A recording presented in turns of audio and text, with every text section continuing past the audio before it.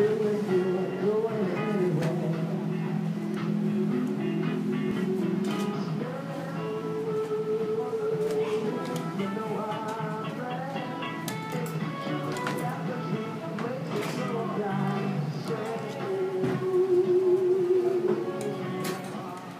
Truth with GwenAzama-Edwards, every Thursday at 6:15 on Goliath Radio. GwenAzama-Edwards, retired city clerk, former city commissioner, City of Daytona Beach. The Truth with GwenAzama-Edwards on Goliath Radio. I got to check this before I leave. All right.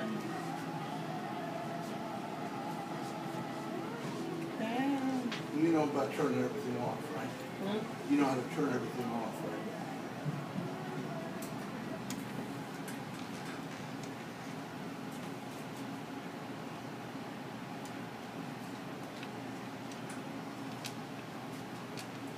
Is that sound already on, Vic? I can hear. The mic, it doesn't light up, so it's on. The red one? Talk to the mic and see if your meters go. Yeah, I can hear it. Yeah, there it is. Okay. All right, Stan, you've been sitting much too long, much too long. Welcome, welcome, welcome, welcome to our listeners. Welcome to Truth, a radio program designed with you in mind, a program whose sole purpose is to empower you, our listeners, for information leads to knowledge, and knowledge is power. And as always, I want to empower you to take control of your life, those things that impact you, your family, and your community.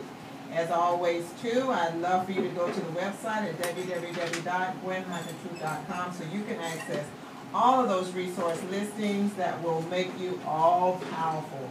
Why? Because you'll have access to all the information that has to do with your municipalities, your county agencies, state agencies, and advocacy groups.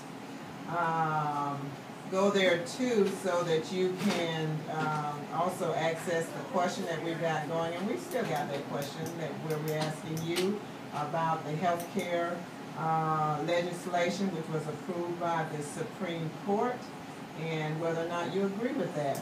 For those of you who are seeing improvements in terms of your health care costs, who are seeing improvement in terms of being able to cover your college kids or your young folk who have not yet turned older than 26, or those of you who are finding yourself being able to get some prevention an intervention type of coverage that you previously had to pay for, and now it's being provided to you at no cost and it's covered under your health coverage.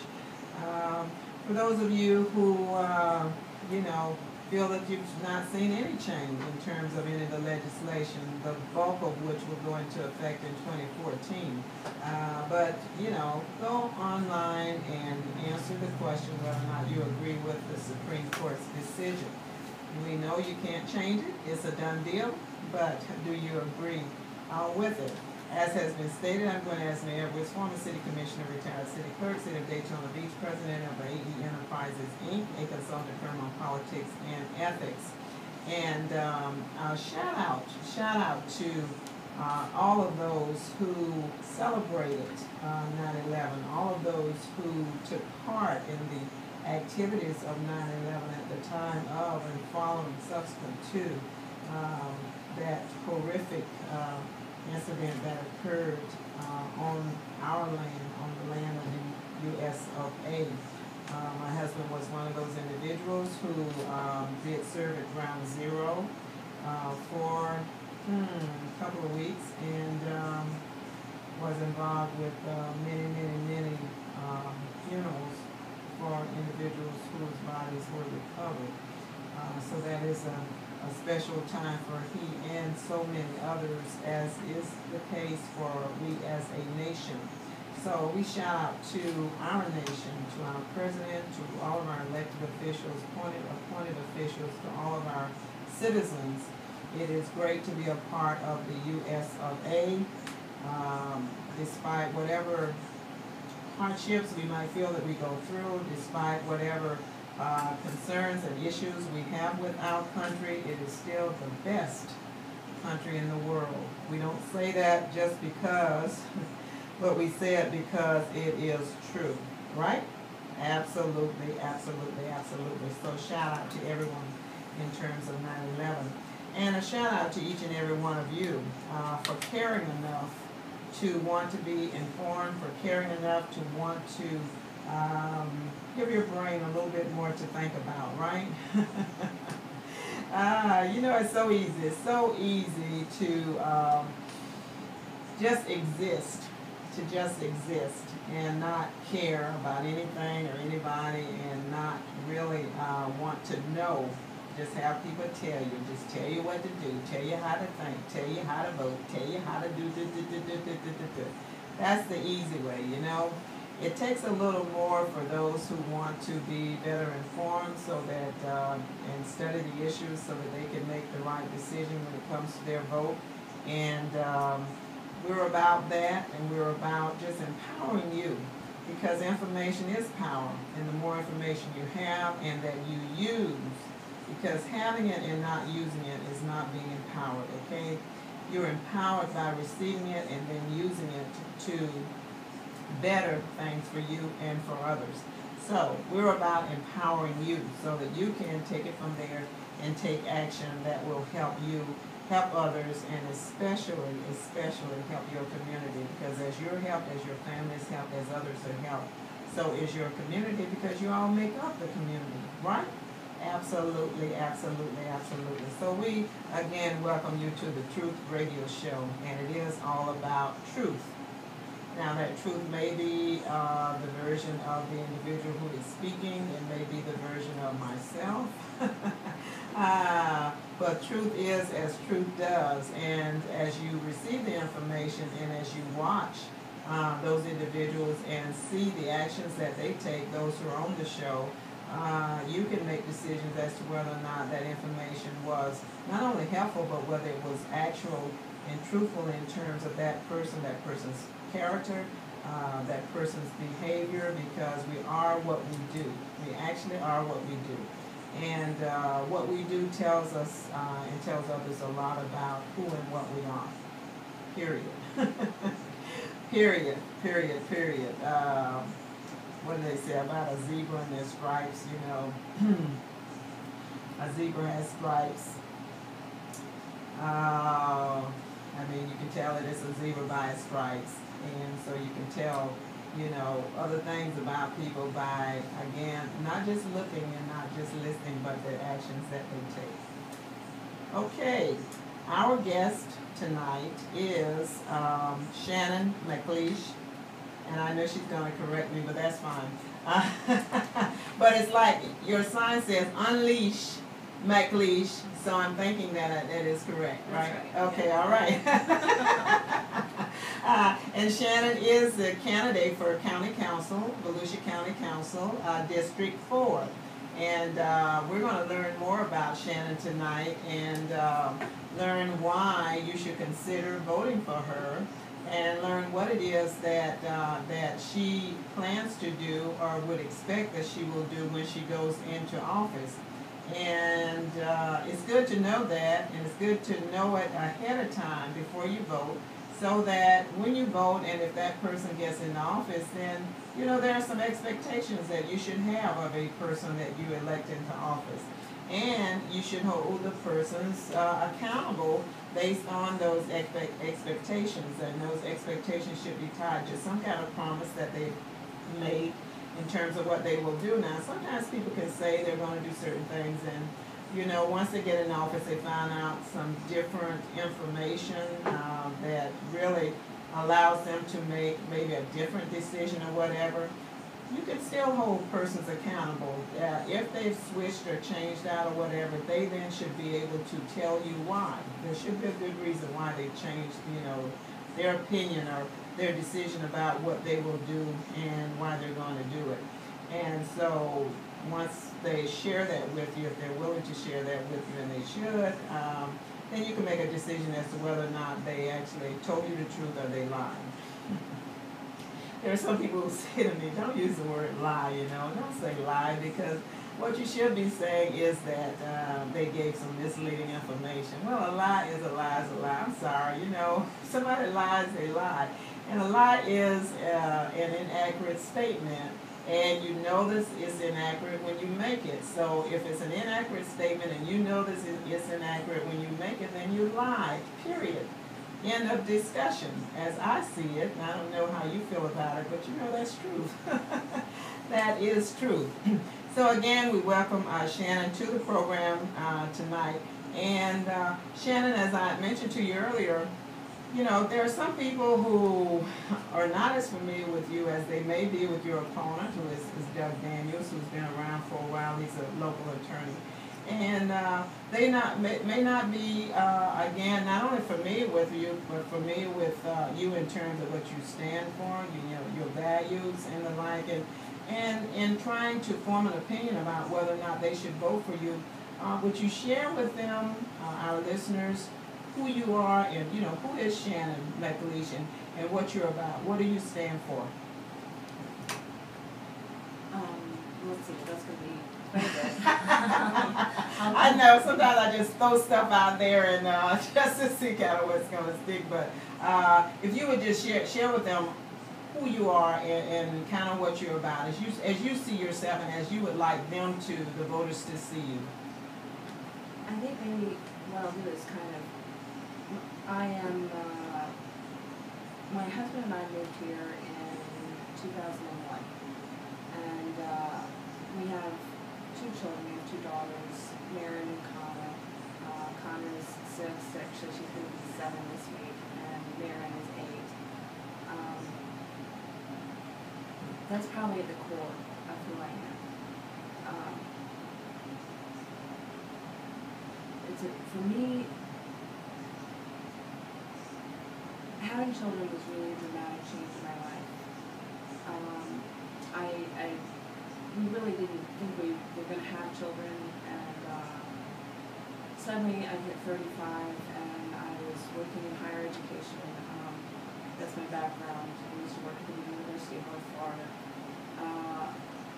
And my boss at the time was the director of the Educational Leadership Program.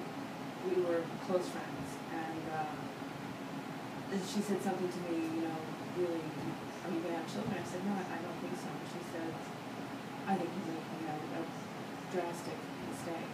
I was so surprised. She was just that blunt about it, because that's the way she was. And I think that's part of why we were so close. We had very similar personalities that way.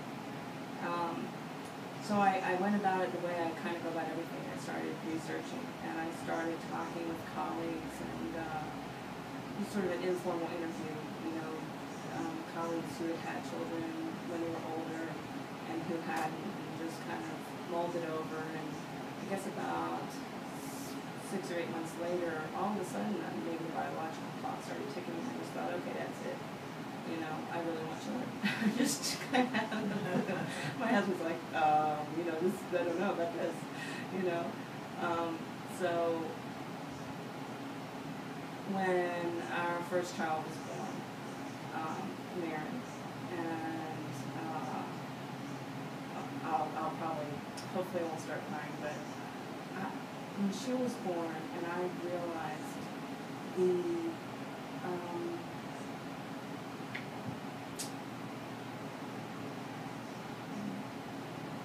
how much responsibility, you know, how much I owe to her to ensure her future, how dependent she was, this child, you know, and it not very much. I cried for like 2 weeks, and part of it was hormonal, but it also just it absolutely changed me.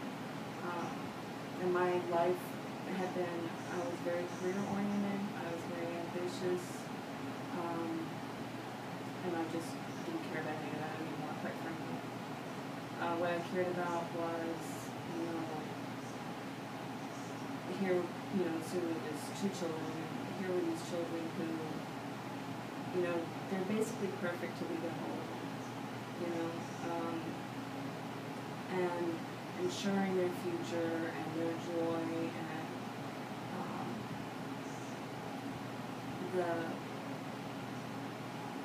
people they were surrounded by in the community and their connections and providing, you know, as much as I could in the way of opportunity and experience, that was what was most important. Not long, Maren came, and then our second child was, we call it a second coming because we're not quite sure how that happened. I was on, she was a surprise, and just totally completed our family. You know, just made the dynamics really perfect. Just an absolute bundle of joy. Right when she was born, my mother went into the hospital. She had leukemia, and I became a small business owner at that point because she was at Shannon's she was in Gainesville for 8 months, and she had a transplant. She's the only one in her cohort who survived. She's still here. It was a huge change in her life and her plans, and that cemented my involvement in family and community, because at the time I was still working in Jacksonville. We were living here, and I was driving 200 miles a day. Part of the week I telecommuted, but it was this incredible schedule. And my mother was sick. I had this new baby. I had a not quite 2-year-old, and I just, I made some decisions that they had certain financial impact, but I have not ever regretted them. And at that point, because so much of my life had been tied up in career, I had a longing for community, but I wasn't really involved in community because I was always on the road. I was always working, or I had these, little babies. Well, at that point, when you have a sick member of the family and, you have a new baby, I realized how important it was. And we got involved in the community, we got involved with other parents, we belonged to a church or a spiritual home, and over time, just built these very deep connections.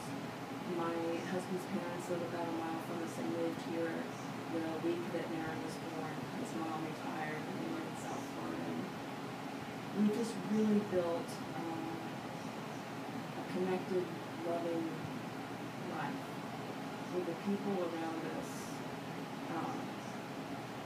I wish that for everybody. Just the most fantastic people. So that's the core of who I am. That everything that I do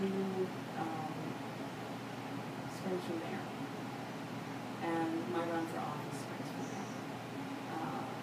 The economy collapsed. I was involved in social issues before that. We're just an average, middle class to lower middle class family. We were doing okay. Nothing great, but then with the collapse, I work mostly in the sciences. I work for doctoral students. A lot of my avenue for work just totally dried up because people couldn't pay for a dissertation when, hours were cut or jobs were lost, or, it was just really tough times, and my work fell off dramatically.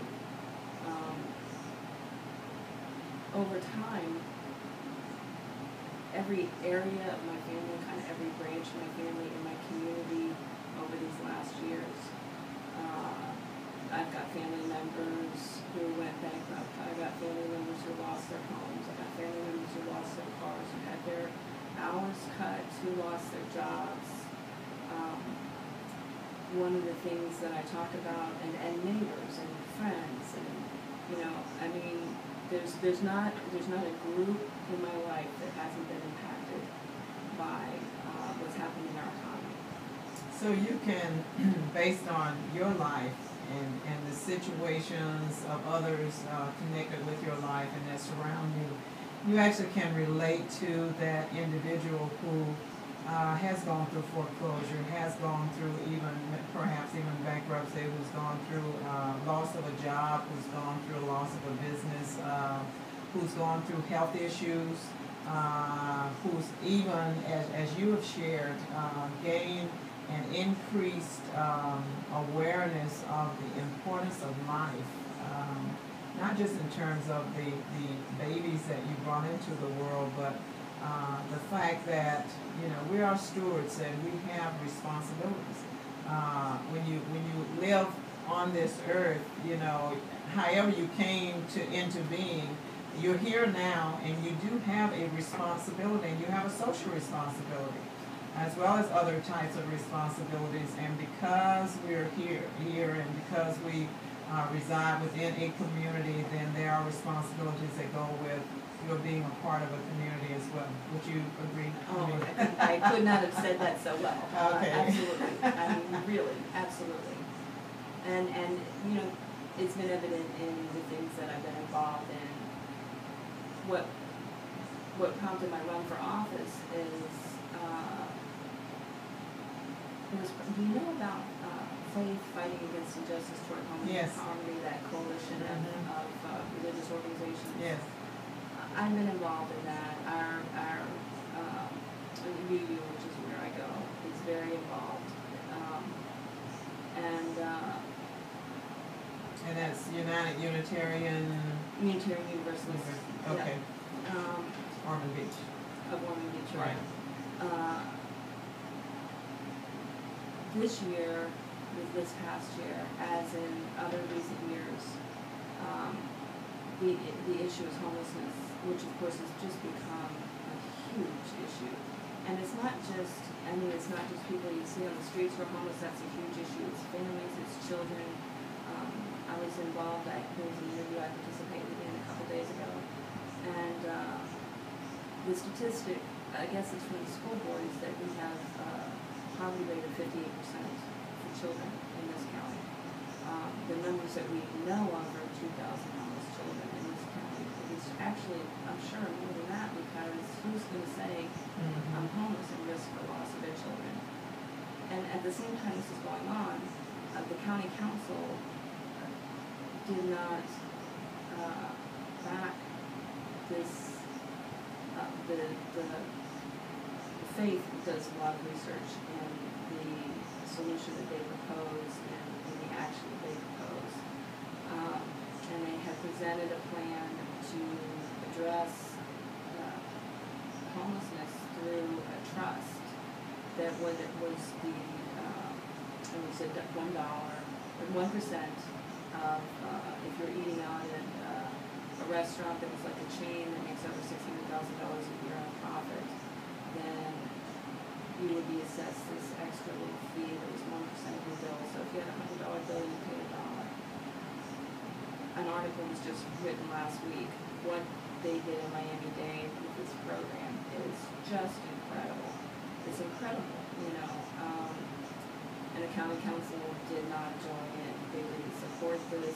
They didn't, you know, it was just resistance. And shortly before that, I'd been in a city commission meeting where they voted to criminalize people asking for food on Beach Street. And I thought, are they in touch? I mean, do they understand what's going on in this community? Do they have any idea of the struggles of the citizens in this county? We're a low-wage county.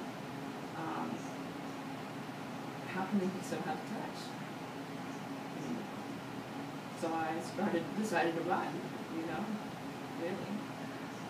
And I was at the Faith meeting where they decided that homelessness was their #1 issue, and that was, and as they addressed the members of the county council that were present, asking them if they would support the Miami-Dade legislation that had been used, and I know there were most of them said they were supportive, and I believe it was the county council chair who said that he would love to see it happen, but that he didn't feel that legally by their charter they could do it unless some changes were made. He was willing to work on that, but that they couldn't do it right away. And I know that, from what I gather, not much has really happened since that time. I don't know of any effort to bring it into fruition or to change anything to allow it to happen or anything. But from what you're saying, that has not been the case. And I know, as you mentioned, that the city commission did make it pretty much illegal for homeless people to as they call it, harass customers, patrons of restaurants and the like, and that is an issue.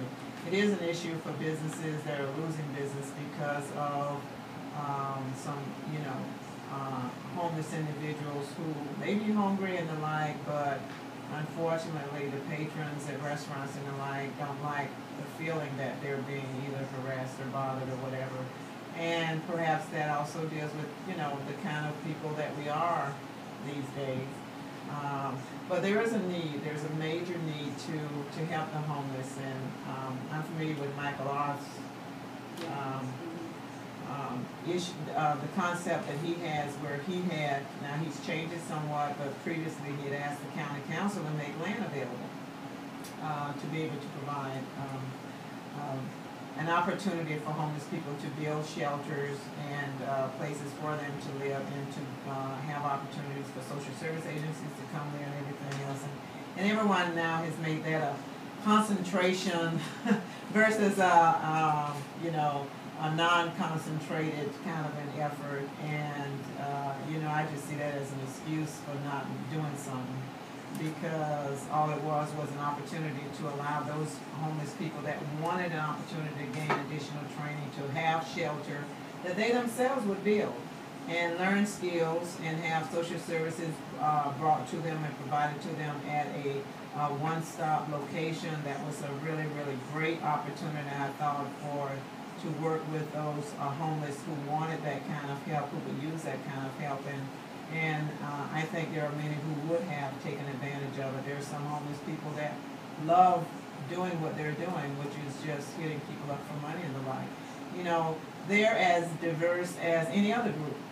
So while we would imagine that they would be homogeneous in terms of who they are, what they're about, and what would really work with them, I don't know why we expect a one-size-fits-all in terms of dealing with that issue when it's a problem that's been going on for some time. But it is an important issue that does need to be dealt with.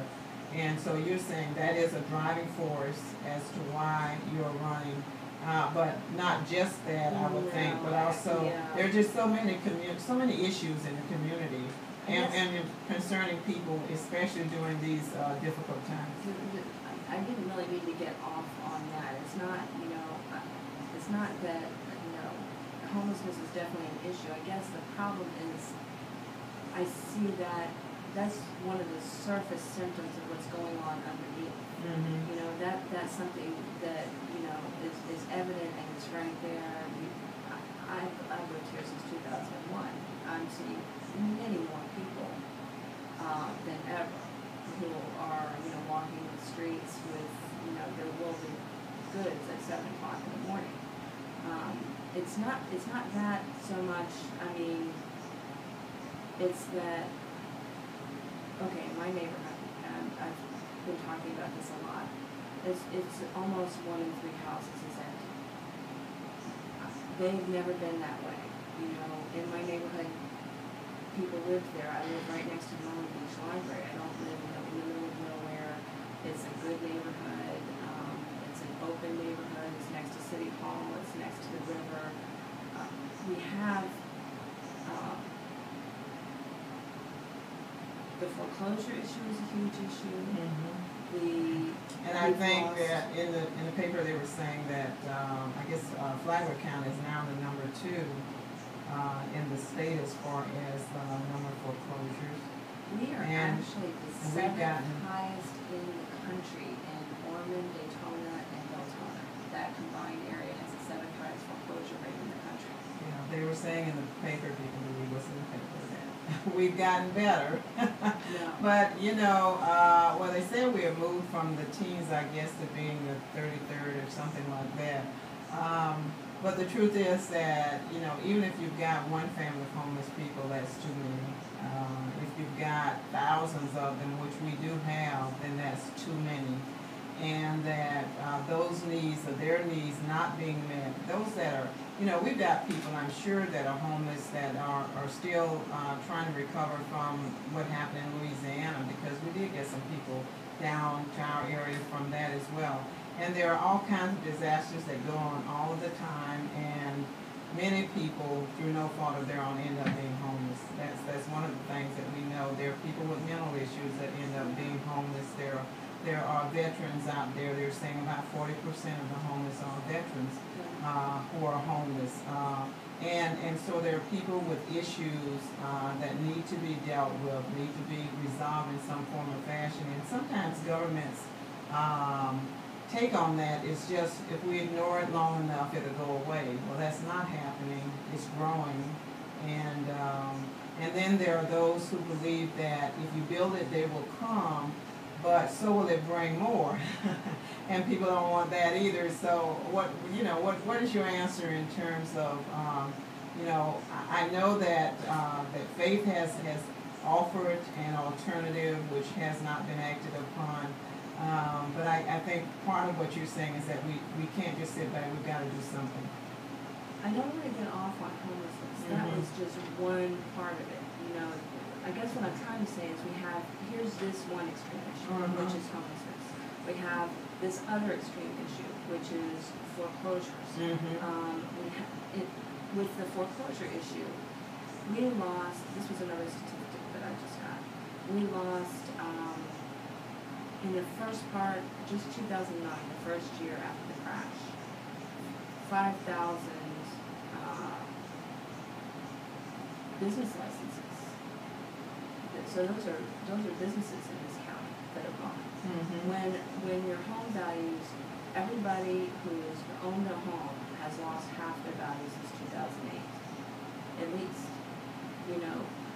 If you lose your home value and you sunk your retirement into it, to buy that house, or the proceeds from your house up north when you need to retire, or you're making a payment and now you're paying on a house that's worth half of what you owe, that you'll never recoup the loss, and so you're paying, how many years do you pay on it that way?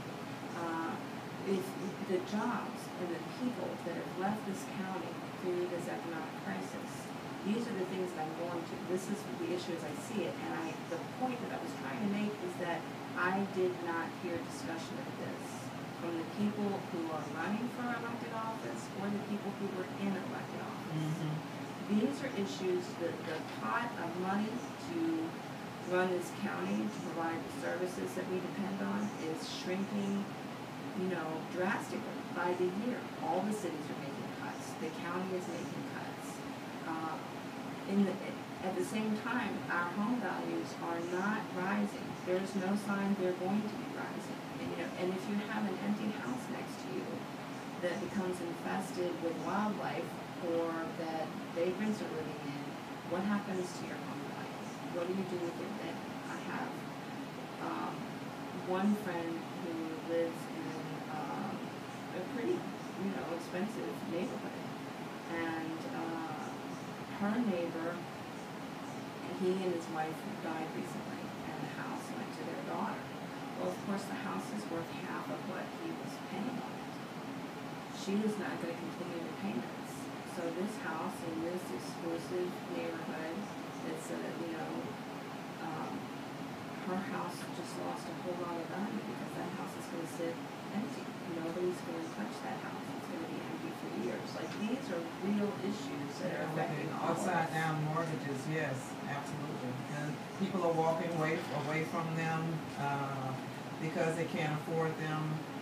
Some of them can't qualify for the new programs that are out there and available because sometimes you have to get behind in your mortgage payments and the like in order to qualify, and you have to stay behind for so many months. And by that time, waiting to see if you qualify, this may not be a viable option for some of them. We do have people who have many serious problems and situations, and especially even if you're in an upside down mortgage, or even if you got a regular mortgage payment that you're trying to make, but you're unemployed and there's no money coming in because now the extended unemployment checks, that's been stopped. So now you may be in a situation that's a truly bad situation because you don't know what, if anything, will be coming in. So people are in some serious strife right now. And it sounds like what you're saying is that of all the people who are talking, all the candidates that are running for office, you don't hear any of them talking about the strife of the common average person and any help out there or assistance for them in terms of their foreclosure problems or in terms of the homeless situation, in terms of maybe even because I know there's training that's made available, but sometimes, you know, there's not enough money for the training to meet everyone's needs. So there are problems that are not being dealt with. It's really exactly what you said. You know, you cannot deal with problems by turning your back and pretending they don't exist, or going a cheerleader routine, you know, rah, rah, rah, everything's great. And here, you know, We get a lot of that. we do, exactly. You know, that's what I saw when I was listening, you know, as I'm waiting. Because if you're going to be an elected representative, you know, you're going to represent the people, and you have issues of this magnitude, by golly, you should be out there talking, you know, oh, we know this is going on. We have issues. We need to sit down. We need to get stakeholders. We need to get communities. We need to sit down together and look at this and figure out what we can do to support our communities, to support our citizens, to help us rebuild from this devastating recession. And instead, it's as if nothing's happening at all. You know, we have houses actually on the ocean front that, you know, people walked away from because they weren't worth what they owed on. You know, if you're really wealthy, that's a smart business decision. You know, if you're not really wealthy and your hours are cut, it's just exactly what you said. You know, you've got a whole different set of circumstances, and that's people who are supposed to be representing us should be talking about that. Now, are there solutions that you've thought about that that the county council, since this is the office and the level that you're running for, things that they could and should be doing? Just some ideas of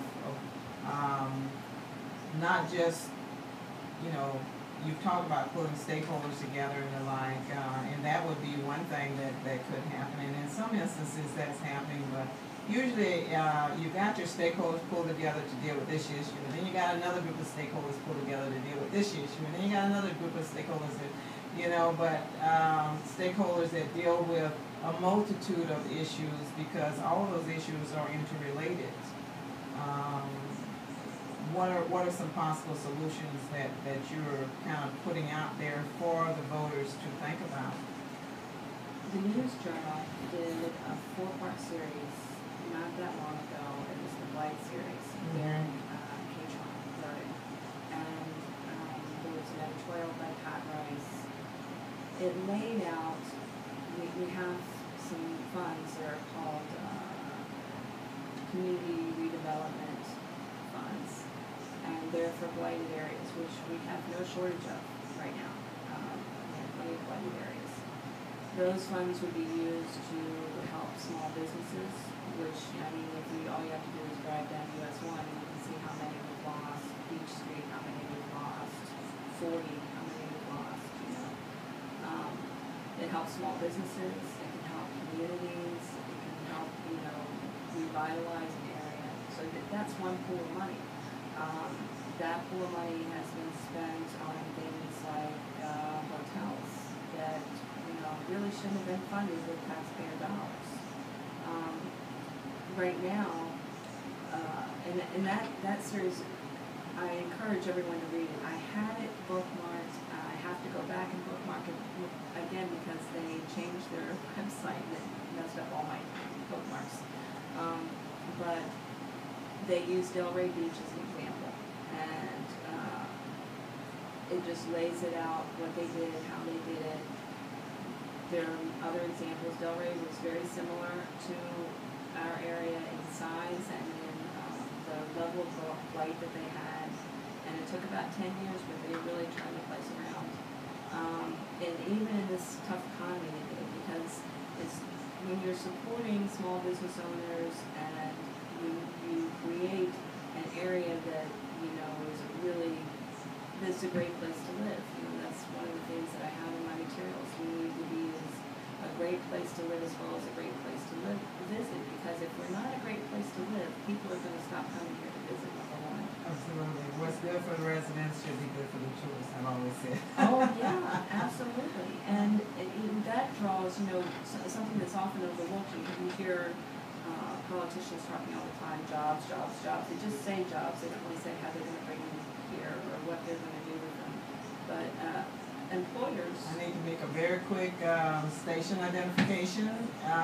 This is Truth with GwenAzama-Edwards. My guest, of course, is Shannon McLeish, and she is running for County Council District 4.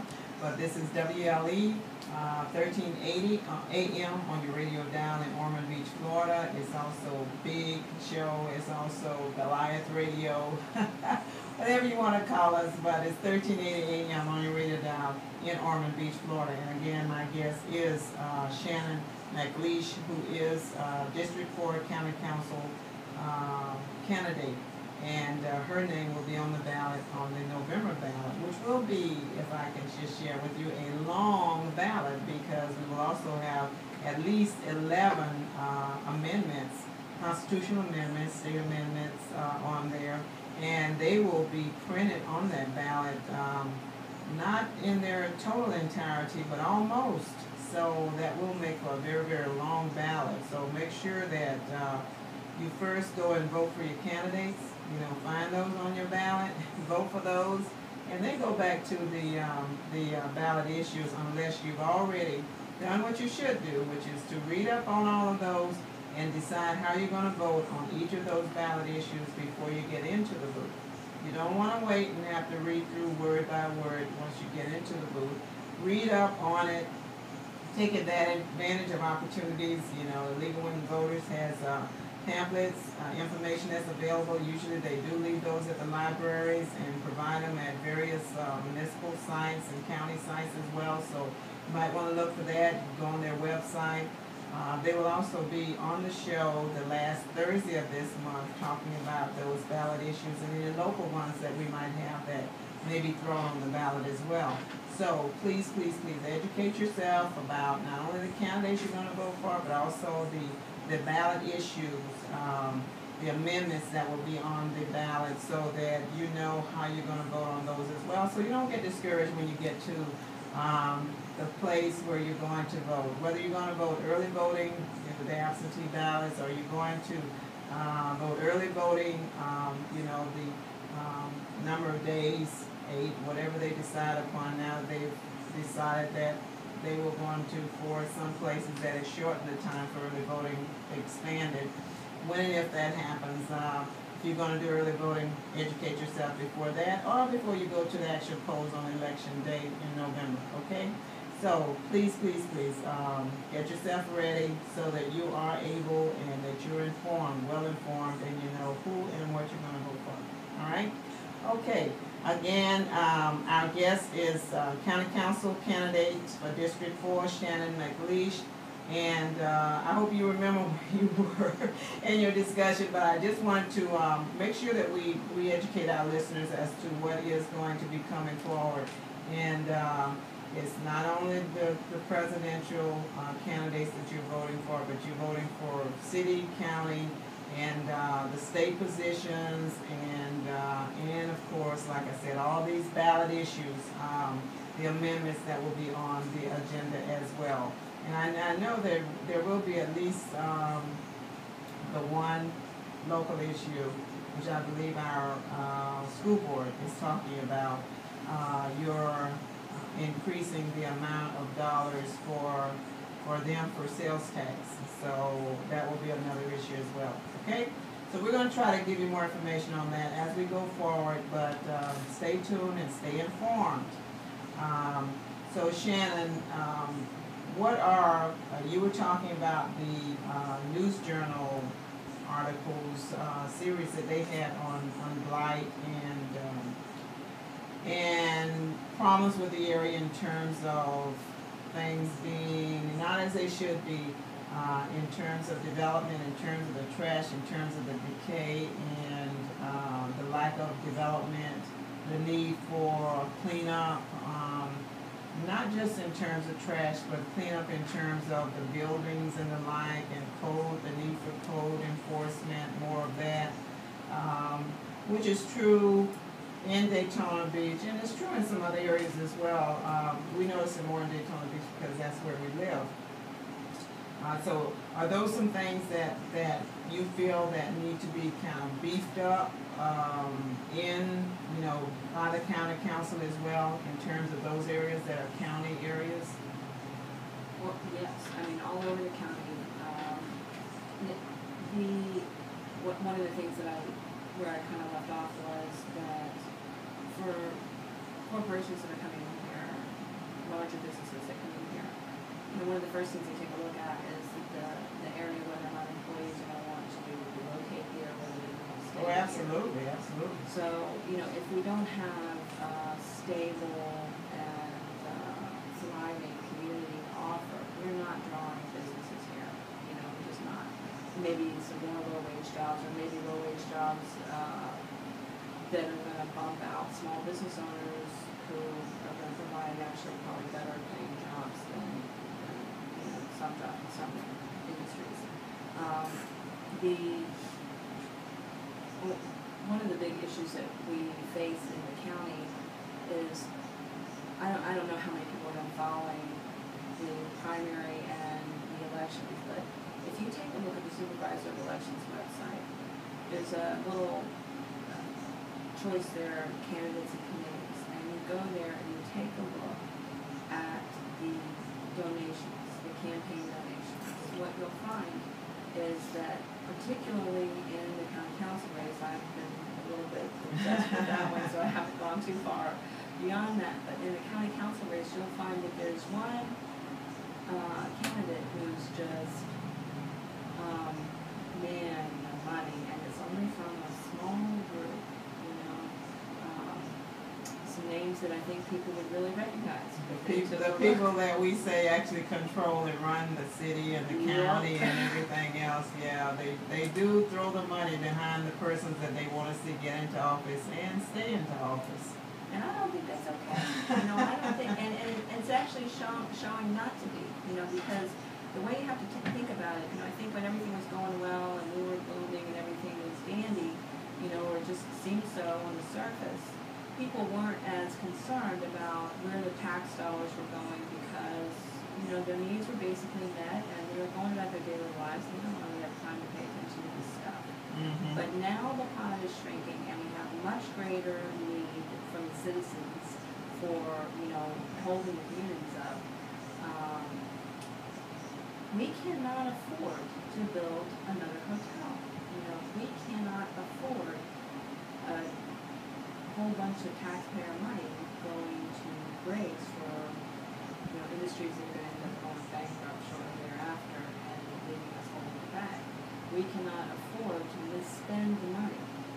We need to make sure that it's going toward the community. We need to make sure that it's going to support small business owners, to enhancing the community, not to somebody's private deal who's more concerned about their bottom line than about the well-being of the citizens of this county. So you think there really should be, which I would agree with you on this, that the county dollars, just like the city dollars, more of it should be going toward helping small existing businesses as opposed to, going toward the mega companies and bringing in the mega companies who may or may not really have that much more in terms of paying more or anything else. And usually the newer businesses you bring in have a lesser guarantee of the fact that they will be in business in the next 5-10 years, as opposed to the current businesses that have already made the investment, that have already decided that they are here to stay, and that already have employees that live in the communities who are already, contributing in terms of their wages and everything else. So the commitment's already there, the people are already there, and it's that those areas in terms of existing employees with their existing, or employers with their existing employees who are already our neighbors and our friends and our this and our that. where dollars in support should be thrown. Well, that's where the profits remain, that's where the jobs are, that's, you know, if somebody lives here, you know, and it could be a larger business, you know, they're, Right. if they live here and, you know, they're committed to this area, they're a part of this area, they spend their money here, the employees are here, it's everything you just said, you know. If a let's say a chain or something or a hotel wants to come here and they want to build, that's fine and dandy, but, you know, not with us funding. Not with us on the hook for a bond, you know. The Ocean Center addition in 2005, we were one not to build that. You know, we're on the hook for that. But what we've been paying for that right now, you know, will make your head spin around. And it's actually an adjustable rate mortgage. It's the interest rate on that, which is all we've been paying for the last number of years, is going to go up. I mean, these are things, there are these decisions that are being made that really impact the public. And people are not aware, they're not included, you know, we don't have the level of transparency that we should have. And the county council is not responsive in the way that it should be, you know. They should be coming out into the community at this point, you know. It's just, there's only so much money. It's not in our benefit to have our process controlled according to what it's supposed to. And it's, we have to get involved. I mean, that's really what compelled me to get involved. The decisions need to benefit all of us. We can't, there are so many examples, I don't even know where to start. You know, one of them was Halifax Plantation. There was a development proposed for a mobile home park there that was defeated in Ormond Beach years before. They really didn't want any development out there at all, but they got passed for stick-built homes. That decision came back before, you know, pushed by a developer, came back before the county council. Before that, I think it was at the city level, and the county council approved. It wasn't a unanimous vote, but it approved this development of manufactured homes that is not going to contribute to the same level to our tax base. They don't pay property taxes. They're not going to support their own level of services. And the majority of the people that lived in that area were totally opposed to it. They were nuts. The room was They did not listen. Yeah, and why didn't they listen? You know, I mean, that's the question you have to ask yourself. You know, do you think that the money going into supporting a candidate when it reaches a certain point and a certain number of people, you know, why do you think people are willing to spend that much money? You know, why do you think we had a super PAC here for the primary for the county chair? You know, why? That was, I think it was it $50,000 that super PAC? There was 2 groups. You know, that was the Speedway and Brown and Brown. That is not for the good of the community. That is not a process that is a public, fair, or democratic process.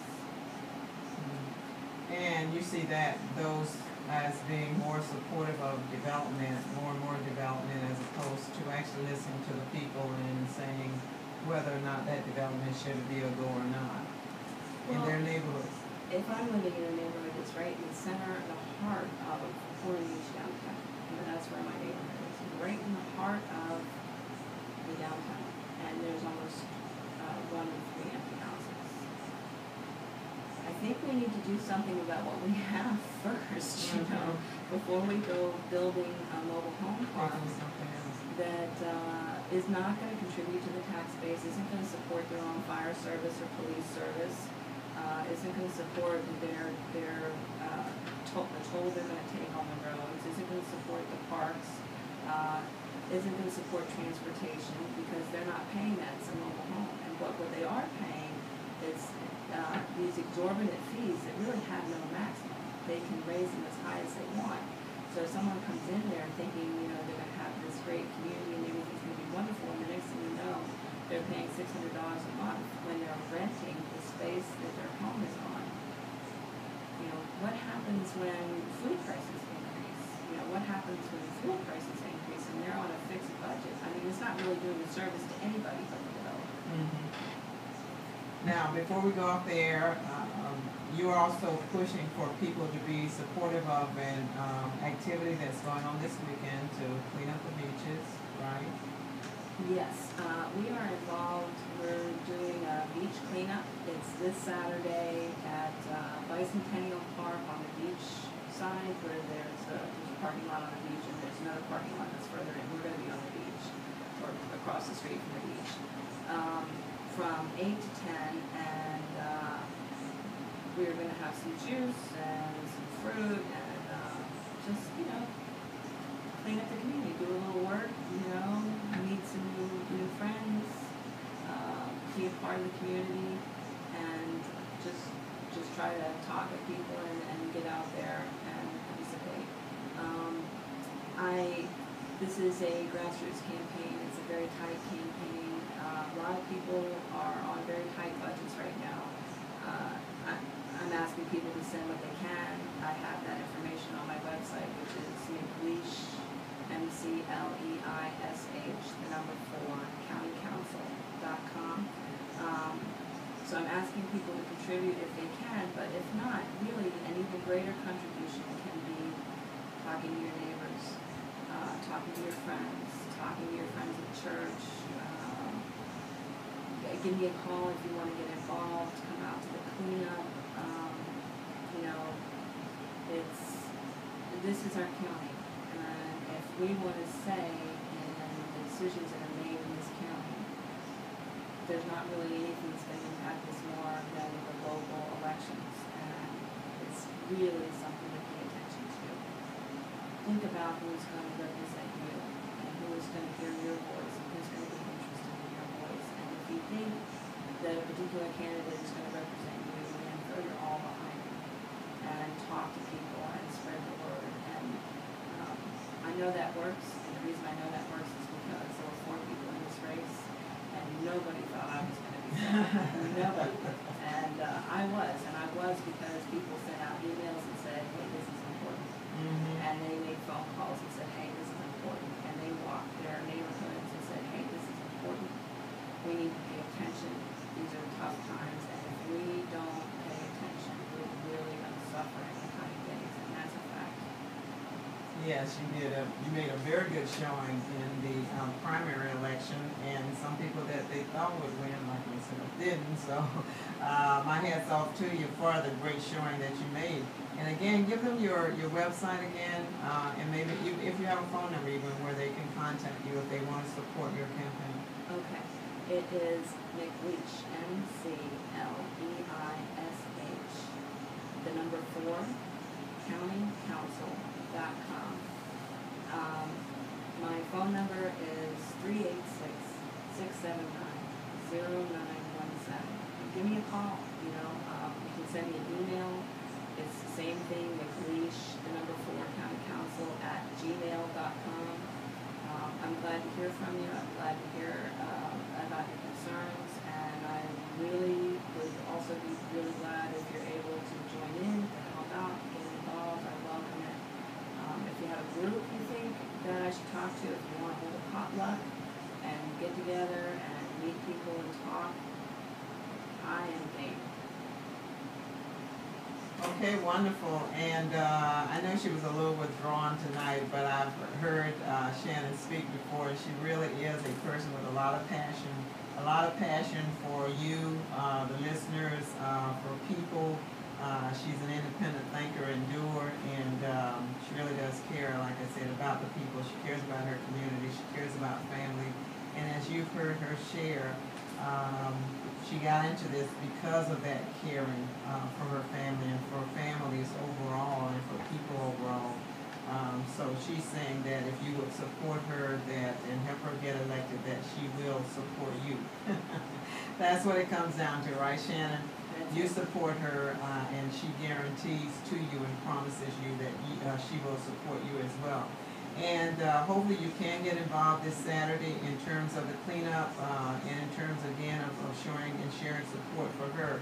And let me just throw out, I'm just saying, this is something I'm going to do at the end of every program, but when we talk about trash, you know, I've been driving through Daytona Beach, different places, and I even see some of it as I come into and up to the radio station today, but there is trash everywhere. You notice more trash on the streets and in the neighborhoods and stuff. I mean, I've seen it before, but it's even worse than it has been in the past lately. And I'm saying to our city leaders, elected, appointed officials, get somebody out there and clean this stuff up. Just clean it up, you know, especially as I look in Daytona Beach where we're the tourist magnet. You know, we got people coming through here all the time, and they don't need to see the trash. They need to see cleaner streets and, you know, cleaner avenues as they go through. So please, please get somebody out there to clean it up. And let me just say too, you know, I hate to get to home training, you know, but I'm going to go there. And the way I was trained and raised, you know, by my parents was that you clean up after yourself. And you don't sit back and, you know, trash up your place, and you don't trash up other people's places, and you clean up after yourself. So, and I can remember a statement even by our former mayor, Yvonne Scholar-Golden. I remember seeing a statement that someone actually quoted her saying that she believed that businesses should clean up around their businesses. I agree that homeowners should clean up around their businesses. And you know, whether you're rich or poor, even a poor person can clean up around, you know, whatever. And I know some people say, well, that's the last thing you think about. No, that could be something that actually gives you and makes you feel better. I can remember growing up where we used to rake dirt. I mean, leaves fell, we would rake the leaves from the dirt and leave the dirt there. There was no grass, it was just dirt, but at least it looked clean, it looked really, you know, well organized and stuff, because it was raked up and the leaves were in a pile and everything looked kind of clean up and stuff. And, you know, you don't have to be rich and have the greatest of things, but it's neat when you don't have trash around your place and, you know, stuff looks picked up and cleaned up. So I'm saying to everybody who's listening, clean up after yourself. You know, if your yard, and sometimes, you know, people just drive, that's what happens too. People just drive by in the streets, they drive by your residence, and they throw their stuff out, you know, and I know they threw it out, but it's your place, so clean it up, okay? Okay, that's my little just saying for tonight. Let me just thank all you guys for listening. I thank my guest, Shannon McLeish, and again, she's running for County Council, District 4, so her name will be on the ballot in November. And if you want to support her, she's giving you information where you can get in contact with her, and we'll have her do that again before I go off the air. But you've been listening to Truth with GwenAzama-Edwards, and as I always say, be informed, be empowered, stand tall for that which is right and truthful. And as you do that, you know what? The world will be a better place, because you will be a better person, your family will be a better family, and your community will be a better community. Just be truthful, be empowered, and take that power and take stands for what is right and truthful. Okay? Shannon, what's that email, that address, or website again? McLeish, McLeish, the number 4, countycouncil.com. Okay. Again, we thank you for listening, and this has been Truth with GwenAzama-Edwards. And like you, like Shannon, like all of us who are standing for truth, hey, we're still standing. You be blessed and have a great week.